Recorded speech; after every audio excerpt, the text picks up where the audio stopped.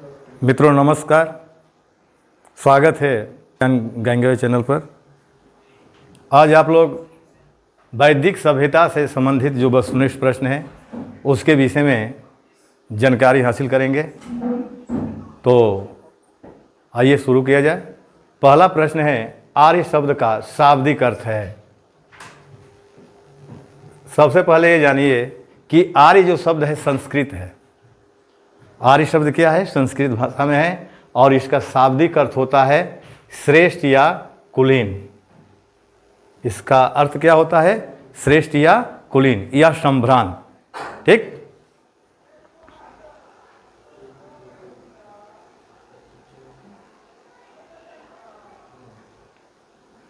अगला प्रश्न देखेंगे, इनमें से किस फसल का ज्ञान वैदिक काल के लोगों को नहीं था? यानी किस फसल का ज्ञान वैदिक काल के लोगों को नहीं था? ए विकल्प जौ, बी गेहूं, सी चावल, डी तंबाकू। तो वैदिक काल के जो लोग थे वो जौ की खेती भी करते थे, गेहूं और चावल की भी खेती करते थे, लेकिन तंबाकू फसल से वो संबंधित नहीं है। इसके विषय में उन्हें जानकारी प्राप्त नहीं थी। तो तीसरा प्रश्न है, वैदिक गणित का महत्वपूर्ण अंग है। ए विकल्प शतपथ ब्राह्मण, बी विकल्प अथर्ववेद, सी विकल्प शुल्ब सूत्र, डी विकल्प छांदोग्य उपनिषद। तो ये आपका सही आंसर होगा शुल्ब सूत्र। यानी वैदिक गणित का महत्वपूर्ण अंग आपका शुल्ब सूत्र है। ये गणित विषय से संबंधित शुल्ब सूत्र आपका है। ठीक ना?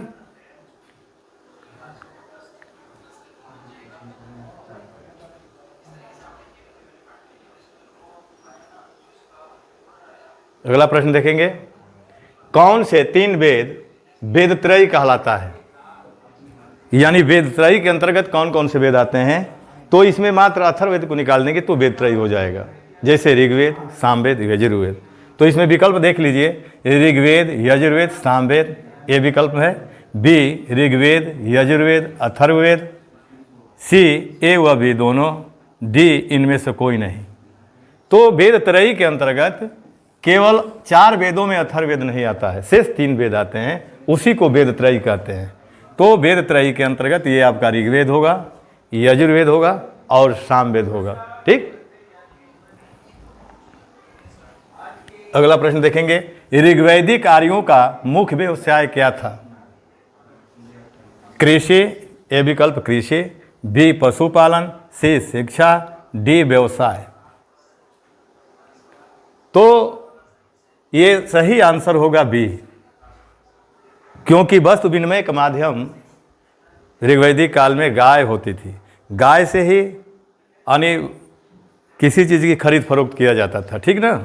तो आपका इसका सही आंसर होगा पशुपालन।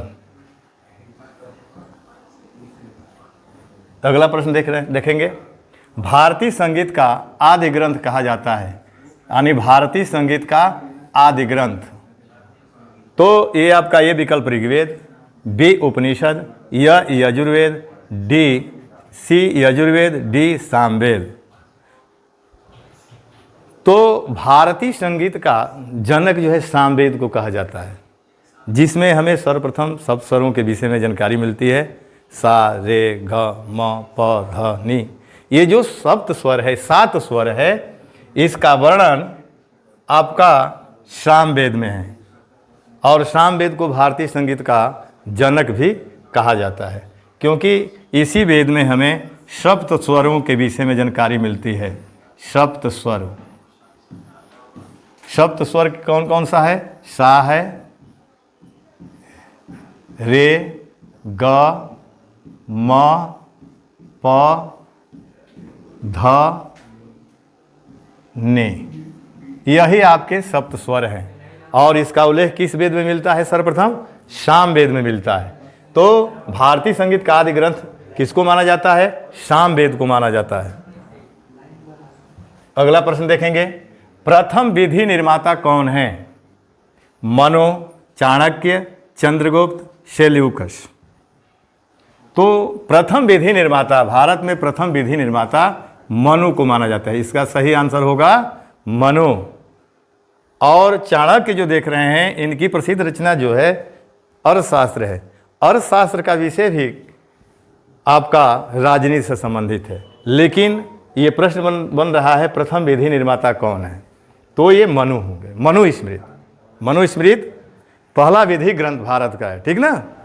तो इसका सही आंसर क्या होगा, प्रथम विधि निर्माता कौन है, तो मनु।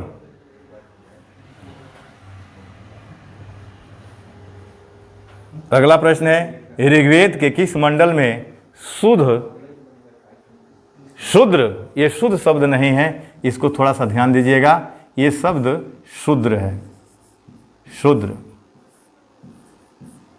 यानी शूद्र का उल्लेख पहली बार मिलता है। तो ऋग्वेद का जो 10वां मंडल है, ये देखिए ऋग्वेद का 10वें मंडल हैं, इसी में जो पुरुष सूक्त है, पुरुष सूक्त में वर्ण व्यवस्था का सर्वप्रथम उल्लेख मिलता है। और वर्ण व्यवस्था में क्या है, ब्राह्मण है, क्षत्रिय है, वैश्य है और शूद्र है। तो ये प्रश्न बन रहा है कि ऋग्वेद के किस मंडल में शूद्र का उल्लेख पहली बार मिलता है, तो ऋग्वेद के 10वें मंडल। अब 10वें मंडल का जो पुरुष सूक्त है, यहाँ ध्यान देंगे, पुरुष सूक्त, इसी में सर्वप्रथम वर्ण व्यवस्था के विषय में जानकारी मिलती है, वर्ण व्यवस्था के विषय में जानकारी मिलती है।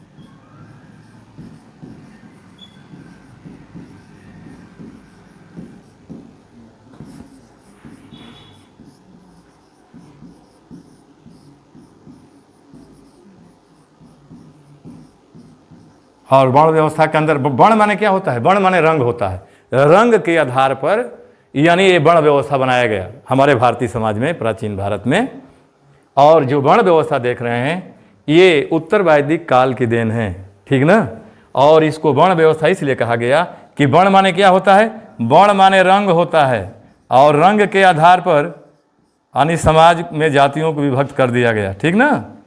जो श्वेत रंग का हुआ उसको ब्राह्मण कहा गया, जो गेहुए रंग का हुआ वो क्षत्रिय कहलाया, जो लाल रंग का होता था उसको वैश्य कहा गया, और जो काले रंग का होता था उसको शूद्र कह दिया गया।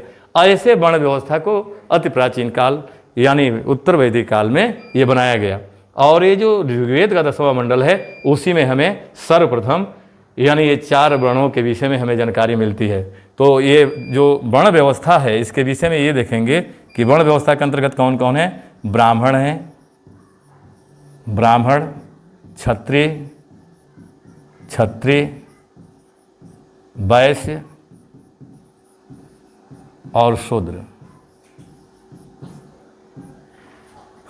तो ये प्रश्न क्या बन रहा है कि ऋग्वेद के किस मंडल में शूद्र का उल्लेख पहली बार मिलता है। तो देखिए ब्राह्मण, क्षत्रिय, वैश्य, शूद्र, तो शूद्र शब्द इसी में होगा, तो आपका ये आंसर होगा 10वें मंडल, ठीक। अगला प्रश्न देखते हैं, निम्नलिखित में से उत्तर वैदिक काल में लिखे गए ग्रंथों का सही क्रम कौन सा है।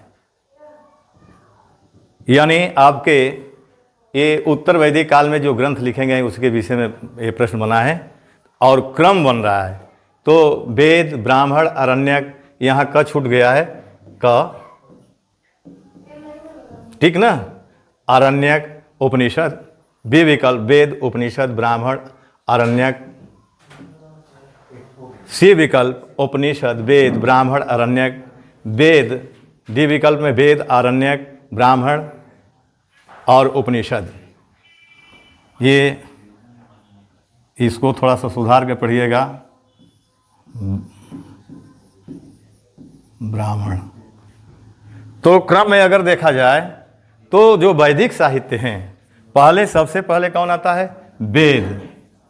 पहले नंबर पर वैदिक साहित्य में वेद है, इसके बाद ब्राह्मण ग्रंथ आते हैं, वेद के बाद ब्राह्मण ग्रंथ आते हैं, ब्राह्मण ग्रंथ। इसके बाद आपके आरण्यक आते हैं, आरण्यक। इसके बाद उपनिषद आते हैं। अब विकल्प में देखिए कि क्रम किसमें ये मिल रहा है। यानी 4 विकल्पों में ये क्रम किसमें मिल रहा है? वेद, ब्राह्मण, आरण्यक, उपनिषद। तो देखिए ए विकल्प में आपका ये क्रम मिल रहा है, वेद, वेद के बाद ब्राह्मण, ब्राह्मण के बाद आरण्यक, आरण्यक के बाद उपनिषद। तो इसका सही आंसर होगा ए। यानी एक बार और पुनरावृत्ति कर लीजिए, निम्नलिखित में से उत्तर वैदिक काल में लिखे गए ग्रंथों का सही क्रम कौन सा है? तो पहले वेद, उसके बाद ब्राह्मण का स्थान आता है, उसके बाद आरण्यक, उसके बाद आपका उपनिषद। ठीक, तो इसका आंसर क्या होगा? ये ए होगा। अगला प्रश्न है, पुराणों की संख्या कितनी है? तो पुराणों की संख्या आपकी 18 है। यानी पुराण कितने हैं? 18 हैं। और सबसे प्राचीन पुराण कौन सा है? मत्स्य पुराण है। देखिए ध्यान दीजिए, कुछ ऐसे पुराण है जहाँ से प्रश्न बनते हैं, बार बार बन रहे हैं। देखिए पुराण जो है, इसके संकलनकर्ता लोमहर्ष ऋषि को माना जाता है। यानी पुराणों का संकलनकर्ता, यहाँ देखिए, यदि संकलनकर्ता कौन है? संकलनकर्ता, तो पुराणों का संकलनकर्ता उग्रश्रवा यानी लोमहर्ष ऋषि, उग्रश्रवा के पुत्र, उग्रश्रवा के पुत्र लोमहर्ष ऋषि हैं। लोमहर्ष ऋषि।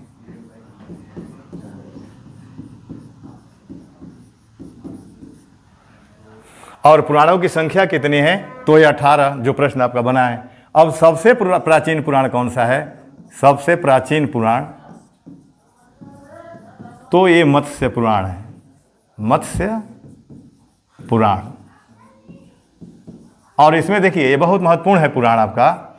मत्स्य पुराण में शिवलिंग के विषय, शिवलिंग पूजा के विषय में सर्वप्रथम जानकारी मिलती है, भस्मासुर की कथा की कहानी मिलती है, ठीक ना। उसके बाद इसमें भगवान विष्णु के 10 अवतारों का उल्लेख मिलता है। तो ये आपका मत्स्य पुराण में ये मिलता है। अब देखिए विष्णु पुराण से हमें, विष्णु पुराण में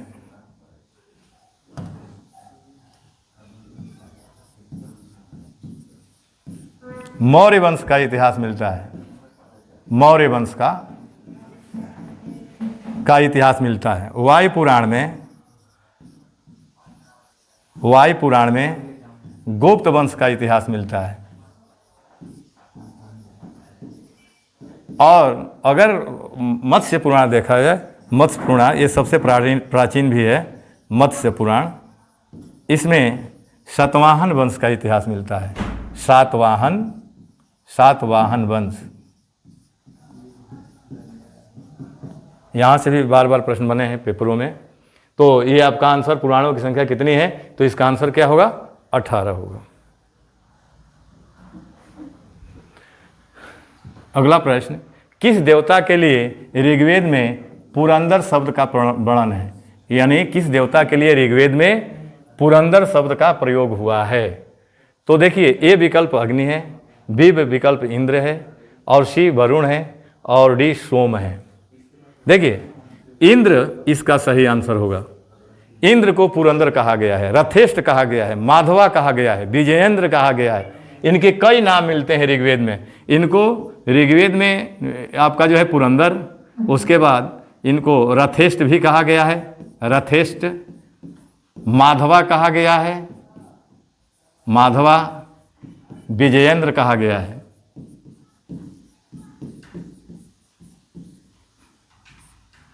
तो ये आपके ऋग्वेद में इनके नाम मिलते हैं। वरुण को ऋतस्य गोपा कहा गया है ना, जल निधि के देवता माना गया है। और सोम क्या है? सोम एक लता है, और सोम ऋग्वेद के 9वें मंडल में, यानी ये सोम को समर्पित है, ठीक ना। तो इसका सही आंसर होगा इंद्र। यानी किस देवता के लिए ऋग्वेद में पुरंदर शब्द का प्रयोग हुआ है? तो इंद्र होगा, ठीक ना। अगला प्रश्न देखते हैं, शूलसूत्र किस विषय से संबंधित है? शूलसूत्र किस विषय से संबंधित है? पुस्तक है तो ए विकल्प ज्यामिति, बी ज्योतिष, सी गणित, डी खगोल। तो शूलसूत्र का संबंध ये आपका आंसर होगा ज्यामिति, यानी गणित से संबंधित शूलसूत्र है, ठीक ना। अगला प्रश्न, अस्तोमा सदगमय कहाँ से लिया गया है? ये बहुत बढ़िया प्रश्न है आपके लिए। अस्तो मा सदगमे, तमसो मा ज्योतिर्गमे, मृतो मा मृतम गमे, ये जो आपका श्लोक है ये कहाँ से लिया गया है? तो विकल्प में ए दे रहा है ऋग्वेद, बी यजुर्वेद, सी सामवेद, डी अथर्ववेद। इसका सही उत्तर होगा ऋग्वेद। अगर यही प्रश्न पूछ देगा कि अस्तो मा सदगमे किस उपनिषद से लिया गया है, तो यदि उपनिषद प्रश्न बनेगा, उपनिषद कि किस उपनिषद में ये कहा गया है, तो इसका सही आंसर होगा बृहदारण्यक, बृहदारण्यक उपनिषद।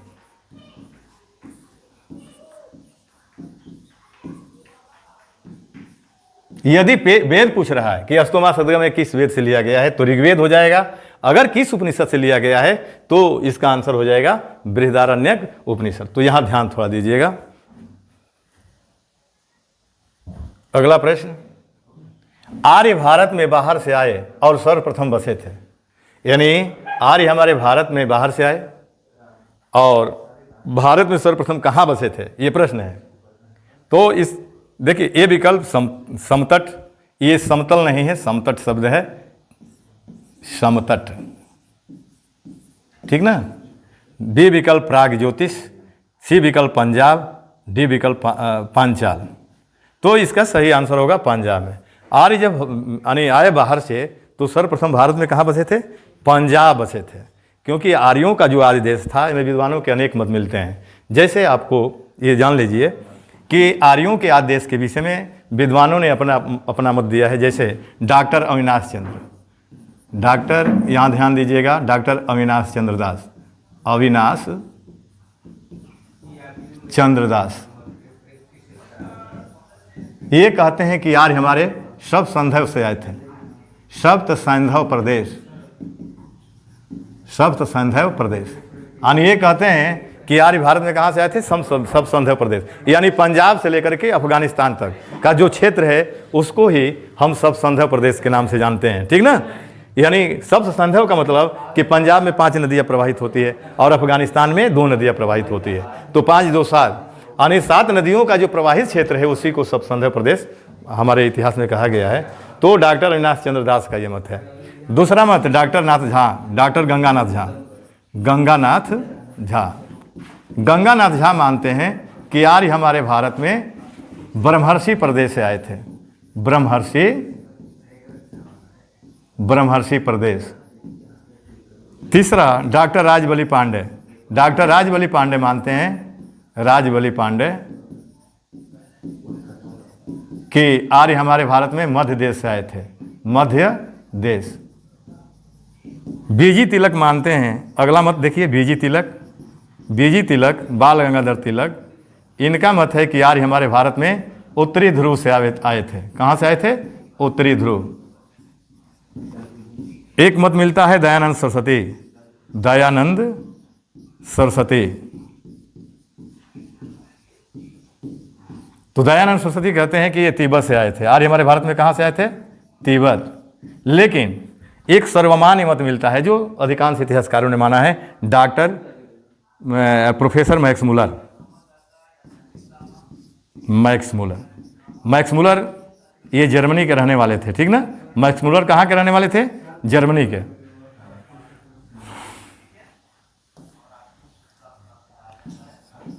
ये मानते हैं कि आर्य हमारे भारत में मध्य एशिया बैक्टीरिया से आए थे, मध्य एशिया बैक्टीरिया से आए थे।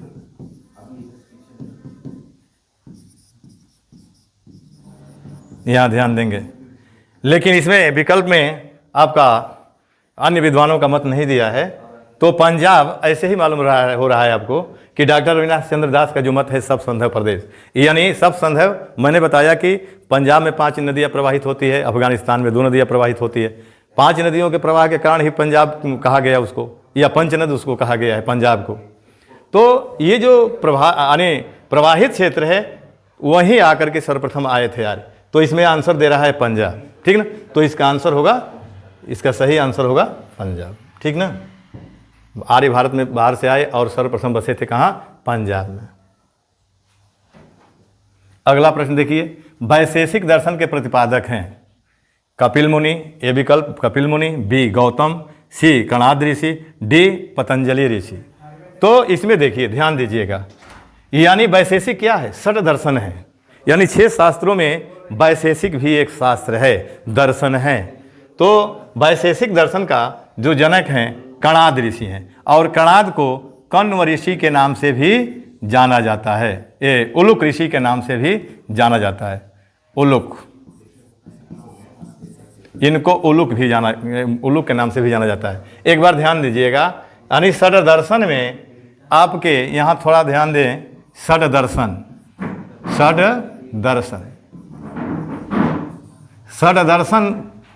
में शास्त्र आते हैं, 6 शास्त्र आते हैं। कितने? 6 शास्त्र या दर्शन, ठीक ना। तो 6 शास्त्र में पहला जो सबसे प्राचीन शास्त्र है सांख्य है, और इसके प्रणेता जो है कपिल मुनि है। कौन है? कपिल मुनि। दूसरा वैशेषिक जो प्रश्न बना है, वैशेषिक दर्शन का जो प्रणेता है कौन है? कणाद ऋषि हैं, कणाद या कण्व ऋषि। इसके बाद न्याय भी षट दर्शन में है। न्याय जो शास्त्र है या दर्शन है, इसका जनक गौतम मुनि है। कौन है? गौतम मुनि। योग, ये भी शास्त्र है षट दर्शन में। योग का जनक कौन है? तो योग का जनक महर्षि पातंजलि हैं। कौन है? पातंजलि। 5वें नंबर पर देख लेंगे, 5वां शास्त्र जो है पूर्व मीमांसा,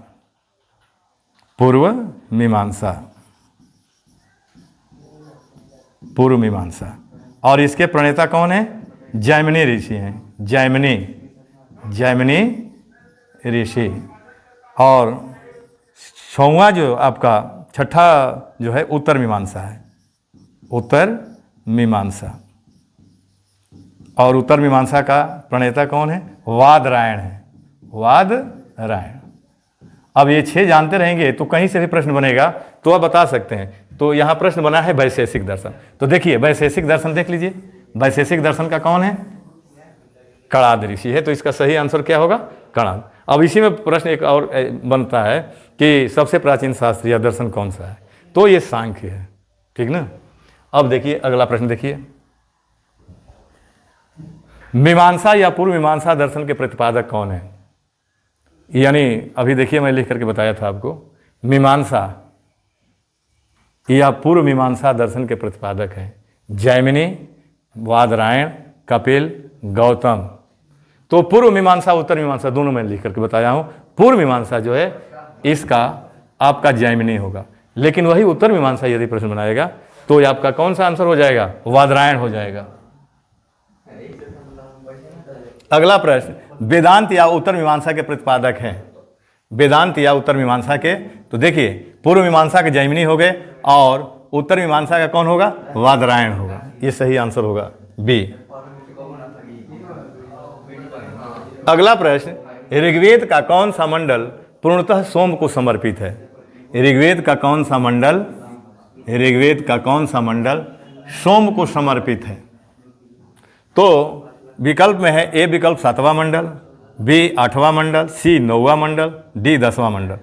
तो ये जो 9वां मंडल देख रहे हैं यही आपका आंसर सही होगा, क्योंकि 9वां मंडल की रचना पौमान ऋषि ने किया है। 9वां मंडल की रचना किसने किया है? पौमान ऋषि ने किया है। और वह जो मंडल है केवल एकमात्र देवता सोम को समर्पित है। तो ये प्रश्न बन रहा है सोम को समर्पित। ये प्रश्न क्या है कि कौन सा ऋग्वेद का कौन सा मंडल सोम को समर्पित है? तो ये 9वां मंडल। अब 9वां मंडल की रचना पूछता है कि किसने किया है, तो रचना पौमान ऋषि ने किया है, पौमान ऋषि। अब ध्यान दीजिए, यानी पहला जो ऋग्वेद का मंडल है वो विवाह से संबंधित है, 8 प्रकार के विवाहों का उल्लेख है। तीसरा मंडल में गायत्री मंत्र है, तीसरा मंडल में क्या है? गायत्री मंत्र है। और चौथे मंडल में कृषि संबंधी जानकारी दी गई है। 9वां मंडल सोम को समर्पित है। 10 ऋग्वेद का 10वां मंडल आपके दशराग युद्ध का उसमें वर्णन है 10वें मंडल में। उसके बाद वर्ण व्यवस्था के विषय में जानकारी मिलती है। तो ये सब आपके मंडल से बार बार प्रश्न बने हैं, इसको जानते रहिएगा। सोम किसको यानी सोम को समर्पित है। ऋग्वेद का कौन सा मंडल सोम को समर्पित है? तो इसका सही आंसर होगा आपका सी, 9वां मंडल होगा। और 9वां मंडल की रचना किसने किया? पौमान ऋषि ने किया है। अगला प्रश्न देखिए, प्रसिद्ध 10 राजाओं का युद्ध, 10 राग युद्ध, यानी 10 राग युद्ध किस नदी के तट पर लड़ा गया था? तो 10 राग युद्ध जो है ये परुष्णी नदी के किनारे लड़ा गया था। यानी विकल्प में है गंगा, बी ब्रह्मपुत्र, सी कावेरी, डी परुष्णी। ये यहाँ थोड़ा सुधार कर पढ़िएगा, परुष्णी है, परुष्णी, परुष्णी नदी। और परुष्णी नदी का आज आधुनिक नाम है रावी। इसका आधुनिक नाम क्या है? आज हम इसको रावी नदी के नाम से जानते हैं, रावी नदी। इसी नदी के किनारे आपका 10 राग युद्ध आर्यों एवं अनार्यों के बीच लड़ा गया था। आर्य नेता सुदास था। यानी यह युद्ध किसके बीच हुआ था? किसके बीच हुआ था? तो यह युद्ध आर्यों एवं अनार्यों के बीच हुआ था। थोड़ा ध्यान दीजिएगा, आर्यों और अनार्यों के बीच हुआ था। और 10 राजाओं के संघ को आर्य नेता जो सुदास था वो पराजित किया था, इसलिए इसको 10 राग्य कहते हैं इसको, ठीक ना। तो आर्य नेता किसकी जीत हुई थी? आर्यों की जीत हुई, आर्यों की जीत हुई। आर्य नेता सुदास था। आर्य नेता का नाम सुदास था। और सुदास जो देख रहे हैं, सुदास ये किस कबीला का था? भरत कबीला का था। भरत कबीला का नेता था, ठीक ना। तो ये आपका इसका सही आंसर होगा परुष्णी नदी। 10 राग युद्ध किस नदी के किनारे लड़ा गया था? परुष्णी नदी के किनारे लड़ा गया था।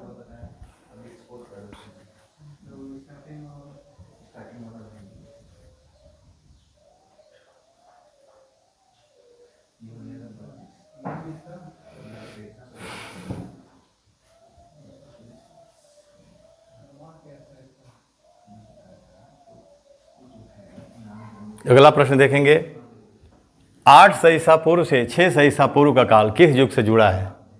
यानी 800 से लेकर के 600 ईसा पूर्व का काल किस युग से जुड़ा है? विकल्प में ब्राह्मण युग, बी सूत्र युग, सी रामायण युग, डी महाभारत युग। तो इसका सही आंसर होगा ब्राह्मण युग। देखिए एक ध्यान दीजिएगा, वैदिक सभ्यता यानी ऋग्वैदिक काल, यहाँ ध्यान देंगे आप लोग, ऋग्वैदिक काल का समय है 1500 ईसा पूर्व से लेकर के 1000 ईसा पूर्व, 1000 ईसा पूर्व। और उत्तर वैदिक काल का समय है, उत्तर वैदिक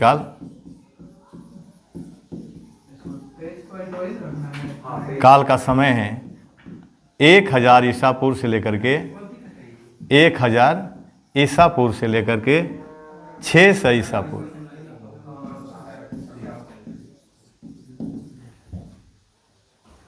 तो 800 से लेकर के 600 ईसा पूर्व का समय जो है कि नहीं, इसको ब्राह्मण युग कहते हैं, ठीक ना।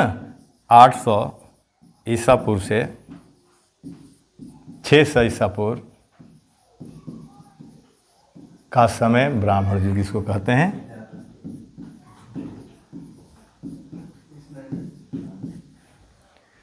तो इसका सही आंसर होगा ब्राह्मण युग, ए विकल्प होगा।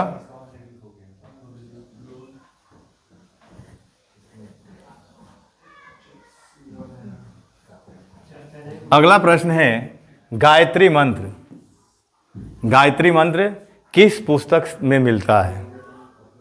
ओम भूर्भुवः स्वः तत्सवितुर्वरेण्यं भर्गो देवस्य धीमहि धियो यो नः प्रचोदयात्। ये जो गायत्री मंत्र है किस पुस्तक में मिलता है? तो ये सही आंसर होगा ऋग्वेद, यानी ये विकल्प ऋग्वेद, बी यजुर्वेद, सी उपनिषद, डी भगवत गीता। तो इसका आंसर सही होगा ऋग्वेद, क्योंकि ऋग्वेद के तृतीय मंडल में, यानी ऋग्वेद के तृतीय मंडल में सर्वप्रथम गायत्री मंत्र का उल्लेख मिलता है। तृतीय मंडल में गायत्री मंत्र का उल्लेख मिलता है।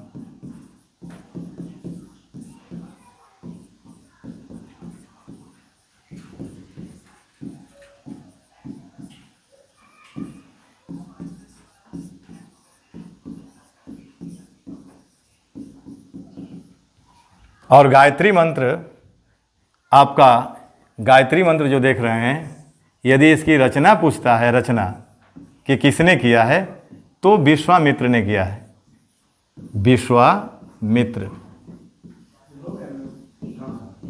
तो इसका आंसर सही होगा, गायत्री मंत्र किस पुस्तक में मिलता है, तो आपका आंसर सही होगा, इसका ऋग्वेद होगा।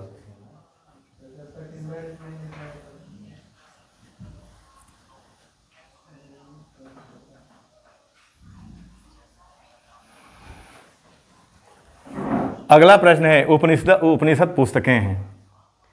ए विकल्प धर्म पर, बी योग पर, सी विधि पर, डी दर्शन पर।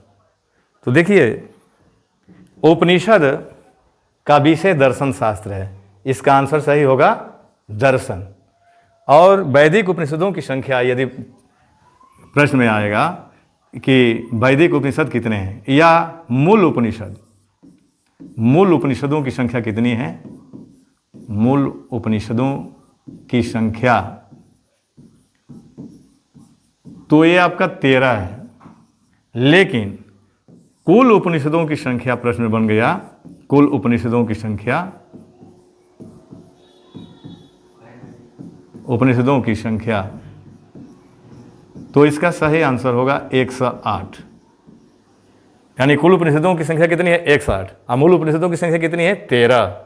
तो ये उपनिषद का विषय क्या है, दर्शन शास्त्र, यानी आध्यात्मिक चिंतन, दार्शनिक चिंतन के विषय में ही हमें उपनिषदों से ज्ञान मिलती है, ठीक ना। तो ये ध्यान दिया रहिएगा, इसका विषय है दर्शन, ठीक ना।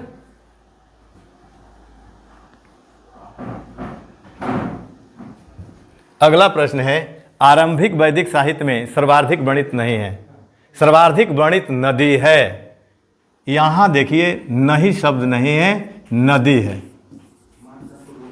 यानी आरंभिक वैदिक साहित्य में सर्वाधिक वर्णित नदी है, क्योंकि ये विकल्प में देखिए ये सब नदी हैं, ठीक ना। तो यहाँ नदी के जगह पर नहीं हो गया है, क्योंकि देख रहे हैं विकल्प में सभी नदियाँ हैं। तो आरंभिक वैदिक साहित्य में सर्वाधिक वर्णित नदी कौन सी है, तो आप देखिए, ए विकल्प सिंधु, बी सतुद्री, सी सरस्वती, डी गंगा।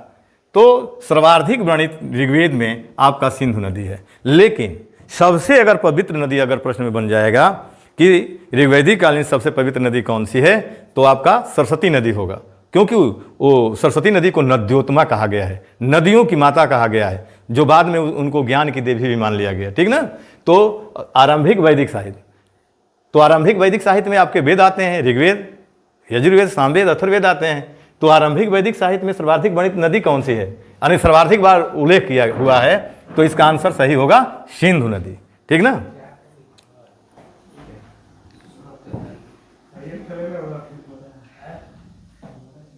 अगला प्रश्न देखते हैं, उपनिषद काल के राजा अश्वपति शासक थे।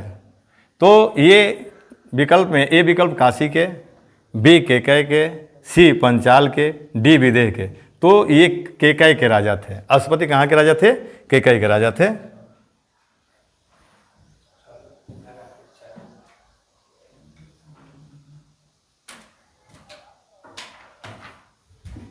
अगला प्रश्न है, अध्यात्म ज्ञान के विषय में नचिकेता और यम का संवाद किस में प्राप्त होता है, यानी नचिकेता और यम के बीच संवाद का उल्लेख यानी किस साहित्य से हमको मिलता है। तो ए विकल्प बृहदारण्यक उपनिषद, बी छांदोग्य उपनिषद, सी कठोपनिषद, डी केन उपनिषद। तो इसका सही आंसर होगा कठोपनिषद, यानी कठोपनिषद में नचिकेता और यम के बीच संवाद है।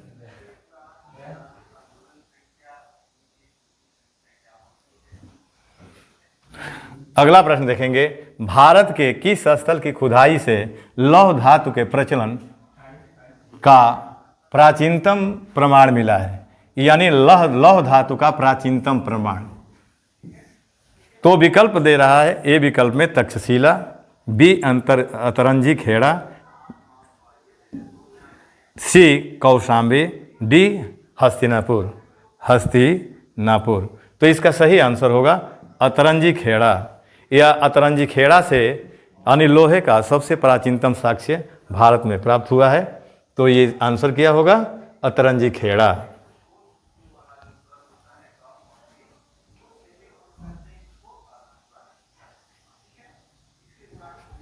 अगला प्रश्न है, निम्नांकित में से कौन प्रस्थान त्रयी में शामिल नहीं है। अब देखिए बहुत बहुत बढ़िया प्रश्न है आपके लिए।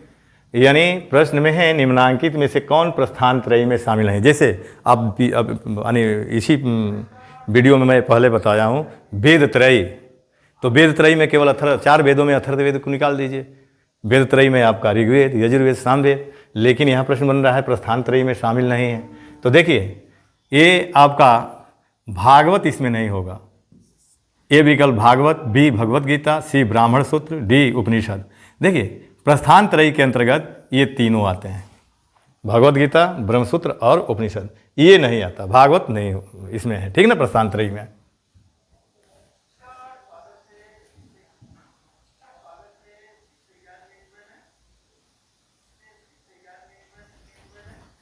अगला प्रश्न है, कर्म का सिद्धांत संबंधित है। यानी कर्म का सिद्धांत ए विकल्प न्याय से, बी मीमांसा से, सी वेदांत से, डी वैशेषिक से। तो कर्म सिद्धांत का संबंध आपका मीमांसा दर्शन से है। मीमांसा के जनक जैमिनी हैं, पूर्व मीमांसा के, और उत्तर मीमांसा का बादरायण है।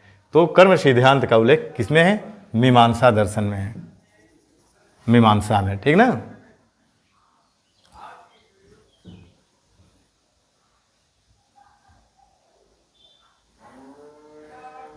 अगला प्रश्न देखिए, निम्न में से कौन सा भारतीय दर्शन की आरंभिक विचारधारा है? तो देखिए इसमें 4 शास्त्रों का नाम दिया गया है।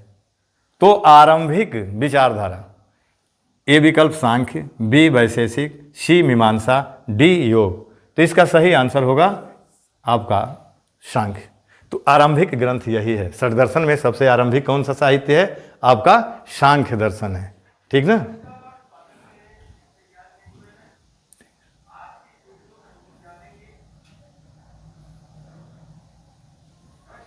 अगला प्रश्न, सांख्य, योग, न्याय, वैशेषिक।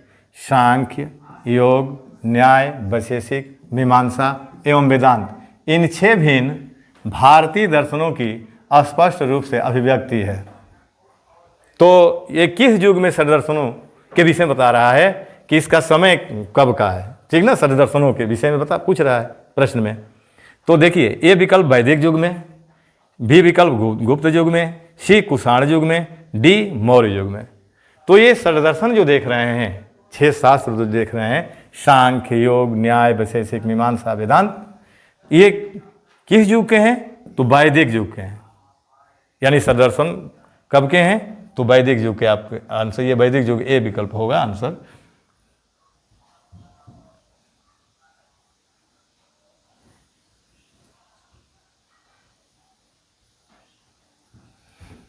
अगला प्रश्न है, किस वेद में जादुई माया और वशीकरण, यहां ध्यान देंगे, जादुई माया और वशीकरण का वर्णन मिलता है। तो विकल्प में ए विकल्प है ऋग्वेद, बी विकल्प है यजुर्वेद, सी विकल्प है सामवेद और डी विकल्प है अथर्ववेद। ध्यान दीजिएगा, यानी अथर्ववेद में जादू टोना, तंत्र मंत्र आदि का उल्लेख किया गया है, जड़ी बूटियों का उल्लेख है। तो ये जादुई माया या वशीकरण, ये आपका अथर्ववेद आंसर होगा। इसका आंसर सही होगा अथर्ववेद, क्योंकि इस वेद का संबंध है आयुर्वेद से, जड़ी बूटियों से, और जादू टोना, तंत्र मंत्र आदि से जुड़ा है ये वेद। तो इसमें पूछ रहा है जादुई माया और वशीकरण का वर्णन, यानी किस वेद में है? तो इसका आंसर क्या होगा? अथर्ववेद होगा।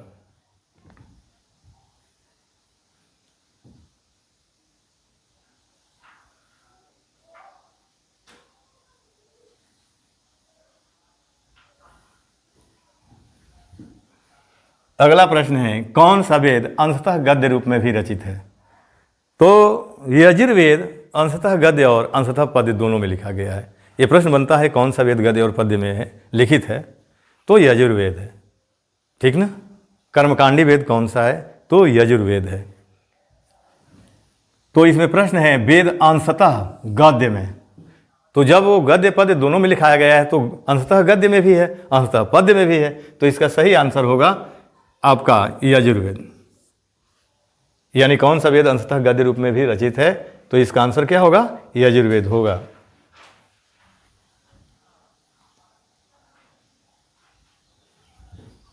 अगला प्रश्न, सभा और समिति प्रजापति की दो पुत्रियां, यानी सभा और समिति यानी प्रजापति की दो पुत्रियां थी। इसका उल्लेख किस वेद में मिलता है? यानी इसका उल्लेख किस वेद में मिलता है? किस वेद में सभा और प्रजापति को सभा और समिति को प्रजापति की दो पुत्रियां माना गया है? तो देखिए यहाँ विकल्प में ए विकल्प ऋग्वेद, बी यजुर्वेद, सी सामवेद, डी अथर्ववेद। यानी अथर्ववेद में सभा और समिति को प्रजापति की दो पुत्रियां माना गया है, ठीक ना? तो इसका आंसर क्या होगा? डी आंसर होगा, ठीक ना? अथर्ववेद आंसर होगा।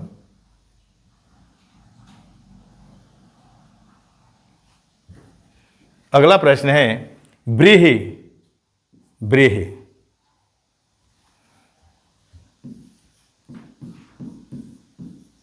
व्रीहि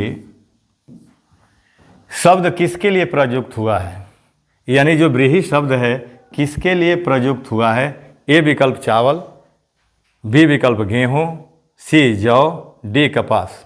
तो देखिए चावल को व्रीहि कहा गया है, गेहूं को गोधूम कहा गया है, जौ को यौ कहा गया है, तो इसका सही आंसर होगा व्रीहि शब्द यानी प्रयुक्त हुआ किसके लिए, किस शब्द के लिए? तो ये सही आंसर होगा चावल। चावल के लिए किस शब्द का प्रयोग अब वैदिक युग में किया गया है? व्रीहि का प्रयोग किया गया है। गेहूं के लिए गोधूम का प्रयोग किया गया है।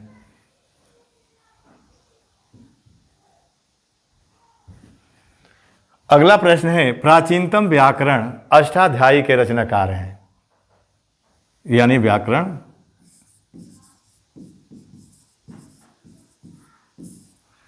प्राचीनतम व्याकरण अष्टाध्यायी के रचनाकार कौन है? ए विकल्प गौतम, बी कपिल, सी पतंजलि, डी पाणिनि। तो ये सही आंसर होगा। अष्टाध्यायी किसकी रचना है? पाणिनि का है। ये व्याकरण ग्रंथ है। तो आज यहीं तक रहने दिया जाए, शेष अगले वीडियो में। आप सबको बहुत बहुत धन्यवाद।